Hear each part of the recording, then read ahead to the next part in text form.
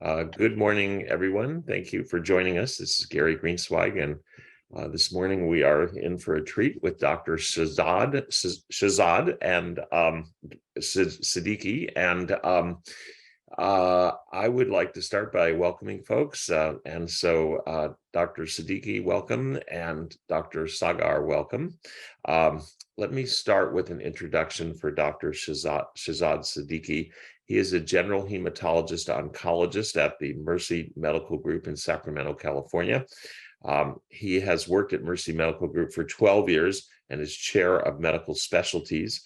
He's an active practicing clinical oncologist and also on the Oncology Clinical Council for Common Spirit Health and the principal investigator of the NCI Community Oncology Research Project grant. He was trained at Georgetown University in internal medicine and hematology and oncology, and was the chief resident and chief fellow as well. He's currently doing a master's in business remotely at UCLA. I asked Dr. Siddique how much he was practicing, and he told us 50% practice and 50% administrative with Mercy Medical Group. So we are very excited to hear about our conversation this morning. And so with that, Dr. Siddique, I'm going to turn it over to you. Thanks for joining us. Thank you, Gary, for the kind introduction. It's a pleasure to be here. I'm going to share my screen here. Thank you for having me. It's always a pleasure to get a chance to talk about anything related to oncology. My topic for today is advances in the management of HER2-negative advanced breast cancer. I'm going to start with some learning objectives. We're going to go over the incidence and prognosis of breast cancer, talk briefly about molecular subtypes, go through standards of therapy, and finish with talking about the role of a newer class of drugs, antibody-drug conjugates, in the treatment of breast cancer. This is a more detailed agenda.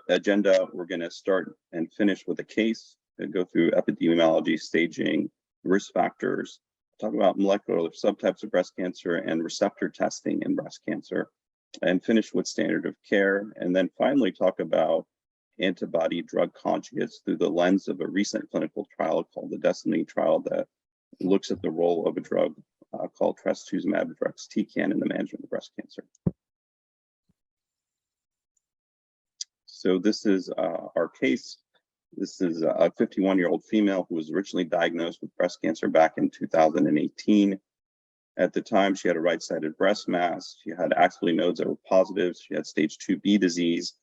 Her receptors, and we'll talk a little bit more detail about this, but were ER positive, PR negative. HER2 was also negative, intermediate by IHC, and negative by FISH. She was treated with a surgery first, bilateral mastectomies, and then she had adjuvant chemotherapy. We use a regimen called dose-dense AC followed by Taxol, which is a common regimen that we use in younger women with node-positive breast cancer. That was followed by radiation to the chest wall and to the nodal regions. And in July of 2020, about 2 years later, she presented with elevated liver function tests, and CT scans showed new lung mass, liver metastasis, and bone metastasis. So we'll come back to this case at the end of the talk as well. So we'll start with some epidemiology, some statistics about breast cancer. This is data from the American Cancer Society, a publication called Cancer Facts and Figures, looks at kind of how common the different cancers are. In the top, we have incidence. On the bottom, we have death rates, and these are estimated numbers from 2022. So breast cancer is the most common cancer in women. 287,000 or so new cases, represents 31% of all cancers in the US, more than the next three combined. And in terms of death rates, it's the second highest cause of mortality, with about 43,000 deaths, or 15% of cancer death. When we talk about incidence trends, breast cancer, the incidence has increased slightly, about 0.5% per year since the mid 2000s. And we talk about mortality trends. Mortality has decreased significantly, about 42% since the late 1980s. This is really due to a combination of things, but mostly early detection from screening, increased awareness, and better therapies. You often see the statistics that 1 in 7 women in the US will develop breast cancer. So the lifetime risk of breast cancer is about 12.9%. And in 2019, we had about 3.8 million women living with breast cancer in the US. I'm not going to talk extensively about the staging of breast cancer, but it can be complicated. We have an anatomic and prognostic staging system. Basically, in early stage breast cancer is limited to the breast. When you have a regional disease, you have involvement of the axillary lymph nodes. You get into stage 2 disease. Stage 3 disease is more extensive involvement of lymph nodes. And stage 4 disease is when you have distant metastasis, include things like the brain, liver, bones. When you look at incidence by stage, this is data from the NCI SEER database. 64% of breast cancer is diagnosed with localized disease, 29% with local regional disease, and only 6% with advanced disease. And when we look at 5-year survival for localized disease over 99%, or survival for regional disease a little over 86%, and survival for distal disease about 30%. So this really shows you why it's important for us to advocate for mammograms and early detection of breast cancer. Essentially, when you detect breast cancer early, it's considered to be curable. About 30% of early stage breast cancer will become metastatic sometime later. And the guidelines that oncologists like to use, the NCCN guidelines, recommend starting screening mammograms at the age of 40. Other large national groups recommend at least having the discussion at the age of 40. So next we'll talk a little bit about the risk factors for breast cancer. They include some common things like increased age, female sex, race. Caucasians have the highest risk of breast cancer. Family history, first-degree relatives with breast cancer. We also have the breast cancer familial syndromes associated with gene mutations. The most common ones are BRCA1 and BRCA2 mutations. We have reproductive factors, which we're all familiar with, things like early menarche, late menopause, late first pregnancy, nulliparity, lack of breastfeeding. There's estrogen use, so most commonly that's hormone replacement therapy, but there can be transient increases with oral contraceptives. And finally, lifestyle. And lifestyle includes things like alcohol and smoking. A few things I didn't put on this list, having dense breasts and personal history of breast cancer or high-risk lesions. So we're going to transition into molecular subtypes of breast cancer. We know from gene expression profiling that there are distinct molecular subtypes of breast cancer. They include luminal A and luminal B. These are the more common subtypes that are associated with positive hormonal receptors, have the best prognosis, tend to have slower or growing disease, and more options for therapy. There's HER2-enriched breast cancer, represents about 15% or so of cancer. It has a worse prognosis, but we have a lot of good therapies that target that receptor, so patients often can do well. And there's triple-negative breast cancer, or the basal-like subtype, represents about 15% of disease. These patients have the worst prognosis and the least options for therapy. The triple-negative breast cancer is more common in younger women, Black women, and those with BRCA1 mutations. So the molecular subtypes of breast cancer express themselves phenotypically through receptors on the surface of cells. We rely on our pathology colleagues to help us determine receptor status, and we use those receptors as targets for therapy. So usually this is done after the initial mammogram and biopsy on that specimen. Pathologists use a technique called IHC, which is very basic. Antibodies used to detect antigens on the surface of tissue. They're usually linked to enzymes, and you can see that as a dye underneath the microscope. So this is an example of hormone receptor positivity. Normal breast tissue over here. We have weakly hormone receptor positive, and we have strongly hormone receptor positive. And on the other side, we have the HER2 receptor. There's a grading system for HER2 receptor positivity. At 0+ and 1+ were considered clinically negative. 2+ is intermediate, and we have secondary tests like ISH and FISH that determine positivity or negativity, and 3+ is considered positive. And this is what it looks like underneath the microscope. The difference between 0 and 1+ is a bit more subtle, but you can see 2+ and 3+ are much easier to determine.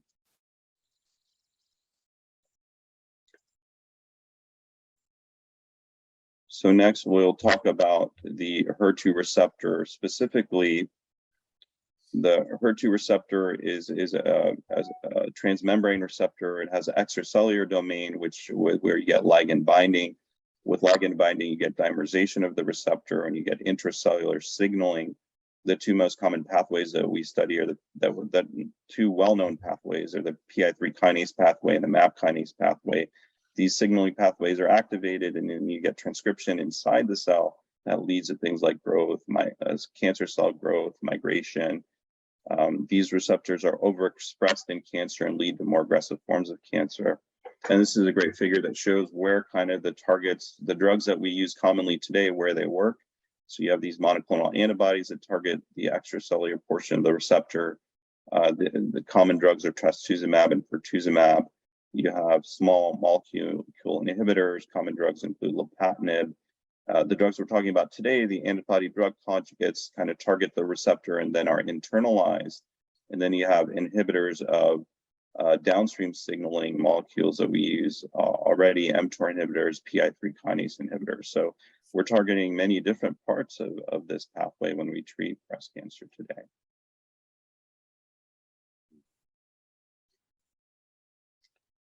So we'll transition into kind of the current standards of care for treatment of advanced breast cancer. When we think about a HER2 negative breast cancer, we really separate therapy into hormone receptor positive and hormone receptor negative disease. With hormone receptor positive disease, you have obviously a lot more options for therapy. This is slower growing disease. We generally split options for therapy into endocrine therapy alone, endocrine therapy combined with targeted agents, and then chemotherapy. And the general principle of therapy really is to minimize toxicity and to use some of the agents that have lesser side effects first. Occasionally, you'll run into a patient that has really high volume visceral disease or organ dysfunction, and you want to use chemotherapy or multi-agent therapy first. But for the most part, we are using hormonal therapy and multiple lines of hormonal therapy first. The preferred first-line therapy is a combination that's oral with a aromatase inhibitor and a CDK4/6 inhibitor. And usually after that, we use either hormonal therapy alone or combined with targeted therapies, classes called mTOR or PI3 kinase inhibitors. These inhibitors target a mutation that we can test for, so only work in a subset of patients. So some brief data about first-line therapy. This is a study from about 2016. The palbociclib is a CDK4/6 inhibitor. It's one of the ones that we use. There's a couple of these drugs, 3 drugs that we use, and they're all equally effective. Letrozole, this drug works by cell cycle regulation, inhibition of this intracellular signaling cyclin-dependent kinases, and letrozole as an aromatase inhibitor works by lowering estrogen levels. So this is a study in advanced breast cancer. We took a little over 600 patients, the same class of patients, hormone receptor positive, HER2 negative. As a phase 3 study, these patients had no prior therapy. They were randomized to the combination versus letrozole alone, which was a standard at the time. And we saw significant improvements in progression-free survival, a good 10 months, 24.8 versus 14.5 months. This combination can cause some increased cytopenias, neutropenia, leukopenia, fatigue. There's some other side effects like nausea, alopecia, diarrhea, cough. But this is a great regimen because it's oral and it can be very well tolerated. The other general class of patients are considered hormone receptor negative and HER2 negative. This is the more difficult population. There's less options for therapy. Typically, we've classically used a single agent chemotherapy in this population, but there's some newer data with immunotherapy and another antibody drug conjugate. Immunotherapy really generally refers to agents that help rev up your immune system and help your immune system fight cancer. We have some ways to detect if immunotherapy is going to be effective. They include tests we can do for PD-L1 expression, microsatellite instability, tumor mutational burden. So only a subset of these patients will qualify for this treatment. So this is some data looking at immunotherapy combination in triple-negative breast cancer. The immunotherapy drugs pembrolizumab, and it's combined with chemotherapy. So this is a recent study published in 2022, 847 patients with triple-negative breast cancer, phase 3. This is no prior therapy, so first line, 2-to-1 randomization for chemotherapy with immunotherapy versus chemotherapy alone. This combination was only effective in patients that had CPS score of 10 or this receptor expression in 10% more of cells. And we saw modest improvement in overall survival, 23 versus 16 months. Median progression-free survival is about 9.7 versus 5.6 months. And it was similar level of side effects, slightly more in the immunotherapy arm. Our experience with immunotherapy has been they can often be really well tolerated for long periods of time. But in a subset of patients, you can have significant toxicity, things like rashes, diarrhea, fatigue, endocrine and metabolic abnormalities, marrow dysfunction, liver dysfunction, issues with cough and shortness of breath. And this is the other kind of relatively new agent, equally unpronounceable name, sacituzumab govitecan in triple-negative breast cancer. This is a pretty new publication as well, 2021. We took 468 patients with triple-negative breast cancer. This was a phase 3 study. We looked at, this was a slightly different population, relapse refractory setting, and we took this agent, which is an antibody drug conjugate, and compared it to chemotherapy. This particular antibody drug conjugate combines an antibody, an anti-TROP2 monoclonal antibody receptor that's kind of expressed more in triple-negative breast cancer with SN38, which is the chemotherapeutic-like agent. And we found modest improvements in progression-free survival, about 5.6 versus 1.7 months, and modest improvements in overall survival, 6.7 versus 12.1 months. And we saw some grade 3 side effects, things like neutropenia, leukopenia, diarrhea, anemia. This was a population that had multiple prior lines of therapy. So that brings us to the study that I'd like to discuss for today. This is a drug called trastuzumab deruxtecan. We're testing this drug in HER2-low advanced breast cancer, and this is a publication from July of 2022. We'll talk a little bit about what this drug is and how it works. We'll talk briefly about what HER2-low breast cancer is, and then go through the results. And this is the Destiny trial investigator group. So the study design is a phase 3 study. It was an international trial. We did a 2-to-1 randomization of the study drug versus physician choice chemotherapy. The primary endpoints were progression-free survival in the hormone receptor positive cohort. And we have some secondary endpoints as well that include progression-free survival in all patients and overall survival in hormone receptor positive cohort. This is a look at, this is a very interesting drug. It's a look at kind of the mechanism of action. So antibody drug conjugates are a combination of an antibody and a chemotherapeutic-like drug, and there's usually a linker molecule that connects the two. This drug works by binding to the HER2 receptor.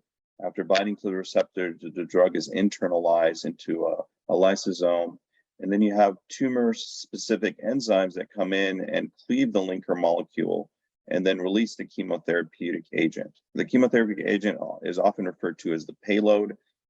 That agent goes into the nucleus and affects DNA replication and causes cell death, cancer cell death. and also then kind of attacks the adjacent cancer cells as well. So in this particular antibody drug conjugate, there's a ratio of 8:1 of the payload to the antibody.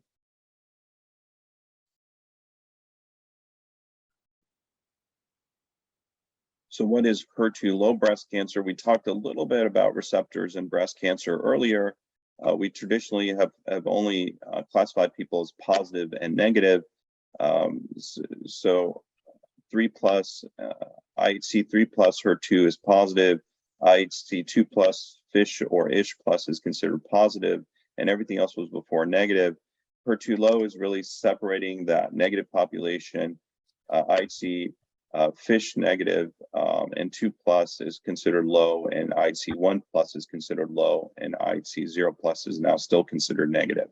So when you look at the overall population of breast cancer, 15% of breast cancer is considered HER2 positive, a little over 50% HER2 low, and then about a little over 30% is considered HER2 negative. So this drug, in this particular study, we're targeting this 50% or so of metastatic breast cancer, but it's also important to realize this is a drug that works in HER2 positive breast cancer as well. So it is effective in a large percentage of our patient population.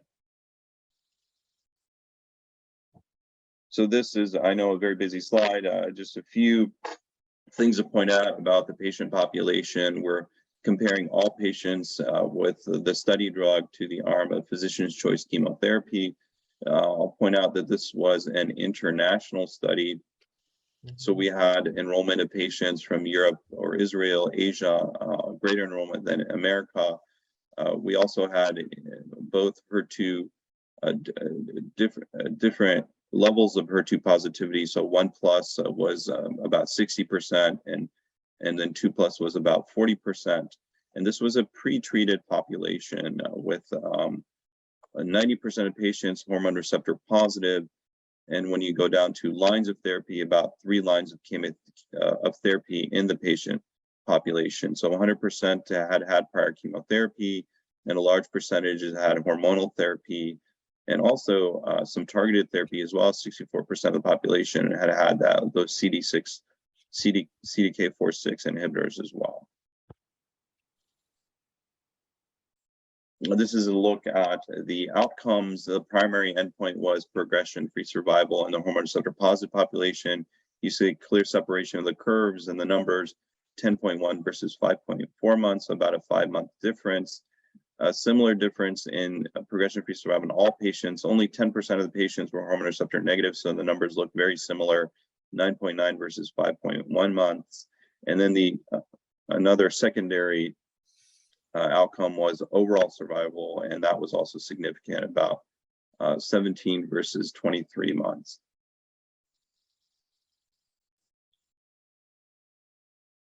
So a look at the common adverse events. We have the study arm, all grades in the first column, and the third column is all grades in physician choice chemotherapy. And there are certain side effects that were more common in the study drug, things like anemia, thrombocytopenia, leukopenia. There was more nausea, vomiting, GI toxicity as well, a little bit more fatigue and alopecia. There was one rare side effect that didn't make it into this chart, but there was pneumonitis and interstitial lung disease noted in about 25 patients, 13.6% of the population, and that led to about 4 deaths.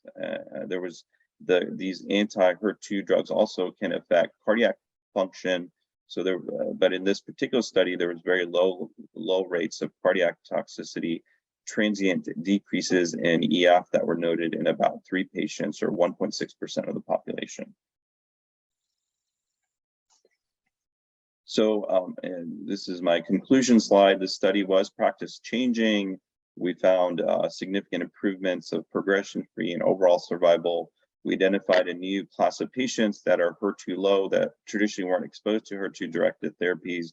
We found this drug to be effective in that population, so a new option for us. And it represents a large percentage of patients, about 50% of patients with a little over 50% patients with metastatic breast cancer in this particular study. So we're going to finish by circling back to our case. You recall this is a patient with HER2 low breast cancer who initially had early stage disease, was treated with chemotherapy. In 2020, about 2 years later, developed metastatic disease. She was treated initially with capecitabine. This is an oral chemotherapy drug that was effective for about 6 months. Then she was put on letrozole and palbociclib. This is the CDK4/6 inhibitor that we talked about. That was effective, and the aromatase inhibitor that was effective for 10 months. Then we used another line of hormonal therapy, fulvestrant with alpelisib. This is a targeted therapy, the PI3 kinase inhibitor, that was effective for 7 months. And then exemestane, another hormonal therapy with everolimus and mTOR inhibitor, that was unfortunately only effective for 3 months. In this patient population, when they get metastatic disease, we often repeat the biopsy, repeat the receptors, and check for mutational status. So we know we're using the right therapies. In August of 2022, her PET scan showed progression of disease in the liver and the bones.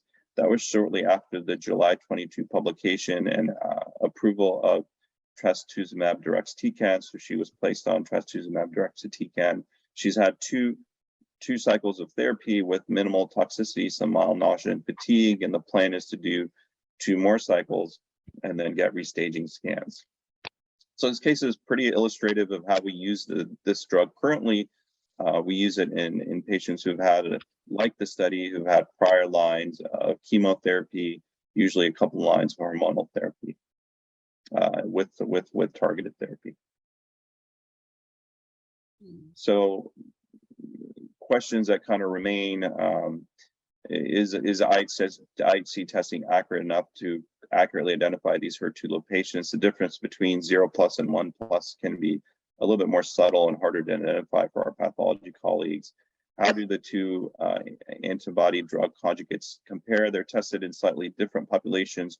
HER2 low for this drug that we talked about, and the other drug, sacituzumab govitecan, was tested in triple negative populations. One question is, are these drugs effective irrespective of HER2 status? They're definitely effective in HER2 positive patients and HER2 low patients. The risk factors for identifying lung toxicity. How do we sequence these drugs? Current standard is based on the study kind of later after a few lines of therapy, but maybe they're effective early on. And then how effective is this specific drug in the triple negative population, as there was only 10% triple negative patients in this study. And that's pretty much all I have. Thank you. Wow, that's a lot. Thank you. That's great. So we'd like to open this up to questions. And so we have both a chat function and a Q&A function. And in preparation, I read the article about 3 times, and having you explain it, I think, has also helped. It's challenging for people who are non-oncologists. But so I want to start, Dr. Sagar, any questions or comments? Thank you for a great talk. And I think it's very appropriate since October is Breast Cancer Awareness Month. So thank you for emphasizing how important it is to, even though we have these great chemotherapies and management techniques, that screening and prevention is the #1 strategy and should always remain the #1 strategy. So thank you. One of the things that to me was really striking in this study, as opposed to some of the other studies we're used to seeing, is the fact that you do have a minority population that was represented in the Asian population. We still didn't get enough African Americans or Hispanics part of the study. But I wanted to get your thoughts on it because I understand that the statistics show for minority women, they tend to be diagnosed with metastatic cancer more at risk for it than non-Hispanic or Caucasian population. Yeah, no, that's a great question. I think, in general, clinical trial enrollment is challenging. The years of COVID made it really hard to enroll people in clinical trials. People were just overwhelmed and focusing on other things. So really have to focus on that, get back to enrolling patients into clinical trial. That's simply how we advance cancer care. And the second major problem with clinical trial enrollment is really minority population. So it's a it's a goal of our system to focus in on that and improve enrollment, particularly African American, Latino populations. So you really have to make it a focus and really open trials in settings where you have those populations present and have investigators that are interested in research. So I think it is great that we have in this trial better enrollment outside of the US, but certainly we need to specifically work on strategies that identify minority populations, because sometimes these drugs work differently in different populations, and the only way we can really understand that is to have patients represented in clinical trials. So 2 comments. One, Dr. Emanuel wrote back and said he would be happy to be on our panel. So if you could pull him in, that would be great. And as you're doing that, Dr. Emanuel leads the Oncology Clinical Institute, Clinical Council service line, if you will, for Common Spirit Health, and works closely with Dr. Siddique. So Dr. Siddique, you'll recognize Dr. Emanuel, I'm sure. And Dr. Bates asked a question which I think you answered, Shahzad, about African American patients. Any other follow-ups there? In terms of, is that in the chat, in the Q&A? It's in the chat. It says, can you speak to ethnic disparity in the study, and if there are plans to do a separate study for TNBC, which is likely to increase the number of African American patients? Yeah, I think that the company chose this particular population because there's no other drugs in this population. So it's a good place to start and find a niche for the drug. I think there's room we definitely need a test in triple negative population, because the percentage of patients was so low that it's hard. Their data wasn't very different, but that's because 90% of the population was hormone receptor positive. So I think their next steps will likely be their triple negative population. And yeah, that will increase enrollment of African American populations. Dr. Emanuel, thanks for letting us put you on the spot. Welcome. My pleasure. Do you want to introduce yourself at all or say hello? I'll just, you introduced me, I'll just say hello. And Dr. Siddique and I have worked together closely for probably close to 2 years, because we were the co-physician leads of the Oncology Collaborative, which was the predecessor to the Oncology Clinical Institute. He's much more of a breast cancer expert than I am, but certainly this trial was groundbreaking, and we look forward to its expansion into other populations for application. There's one question here which says, for this population, are there any contraindications for the use of turkey tail mushroom capsules? Is that? I can honestly say I have not had a lot of experience with turkey tail mushroom population, so I don't know the answer to that.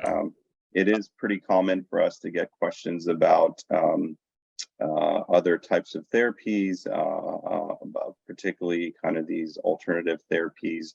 You know, I go to the NCI website, look them up, find out kind of what they are exactly.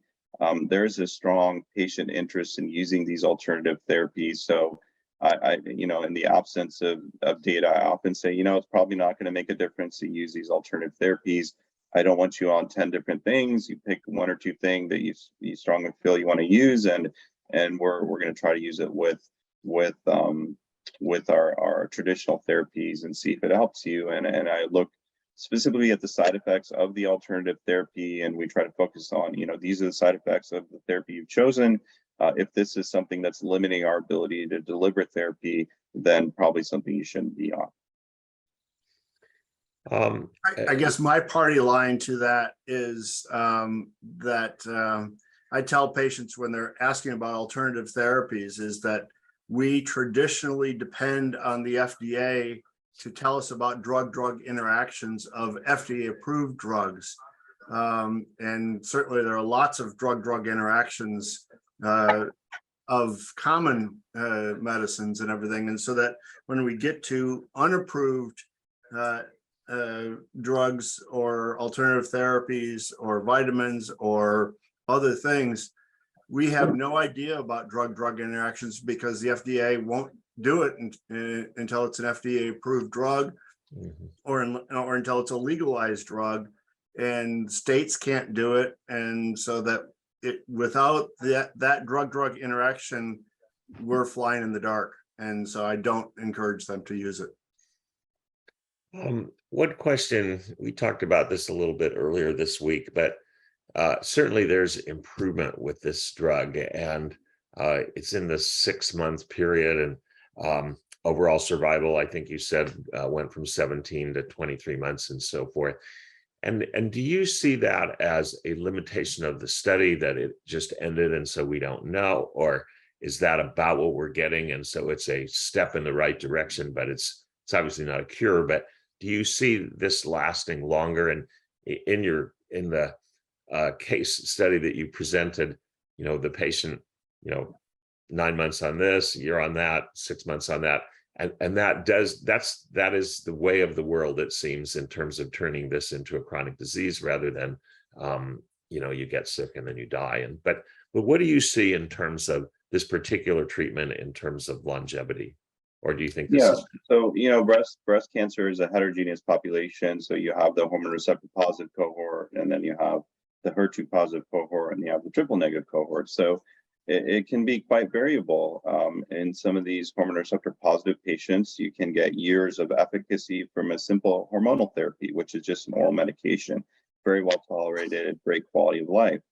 When you get to but you can also get more aggressive variants of the disease. And this patient had a more aggressive variant. She had early stage breast cancer that was node positive, got aggressive chemotherapy, developed metastasis despite that therapy, and now cycled through many other lines of therapy. So, usually with any kind of stage 4 cancer, I have the conversation that this is not a curable disease, and that we often have to use many different lines of therapy built in with treatment breaks to have effective disease control.